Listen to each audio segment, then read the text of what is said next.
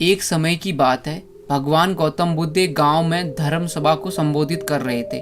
लोग अपनी विभिन्न परेशानियों को लेकर उनके पास जाते और उसका हल लेकर खुशी खुशी वहां से लौटते। उसी गांव के सड़क के किनारे एक गरीब व्यक्ति बैठा रहता तथा महात्मा बुद्ध के उपदेश शिविर में आने जाने वाले लोगों को बड़े ध्यान से देखता। उसे बड़ा आश्चर्य होता कि लोग अंदर तो बड़े दुखी चेहरे लेकर जाते हैं, लेकिन जब वापस आते हैं तो बड़े खुश और प्रसन्न दिखाई देते हैं।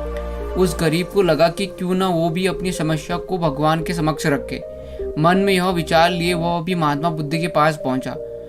सभी लोग पंक्ति में खड़े होकर अपनी समस्या बता रहे थे।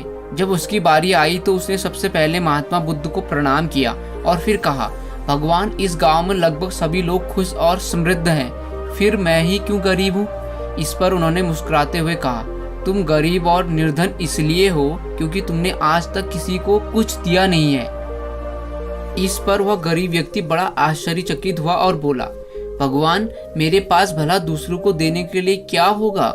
मेरा तो स्वयं का गुजारा बहुत मुश्किल से होता है।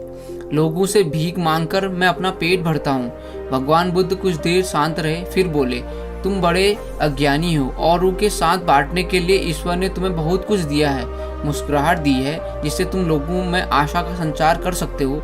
मुख दिया है ताकि लोगों से दो मीठे शब्द बोल सकते हो, उनकी प्रशंसा कर सकते हो। दो हाथ दिए हैं, लोगों की मदद कर सकते हो। ईश्वर ने जिसको ये तीनों चीजें दी हैं वह कभी गरीब और निर्धन हो ही नहीं सकता। निर्धनता का विचार आदमी के मन में होता है। यह तो एक भ्रम है, इसे निकाल दो। कभी भी मन में निर्धनता का भाव उत्पन्न न होने दो। गरीबी अपने आप दूर हो जाएगी। भगवान बुद्ध का संदेश सुनकर उस आदमी का चेहरा चमक उठा और उसने इस उपदेश को अपने जीवन में उतारा, जिससे वह फिर कभी दुखी नहीं हुआ।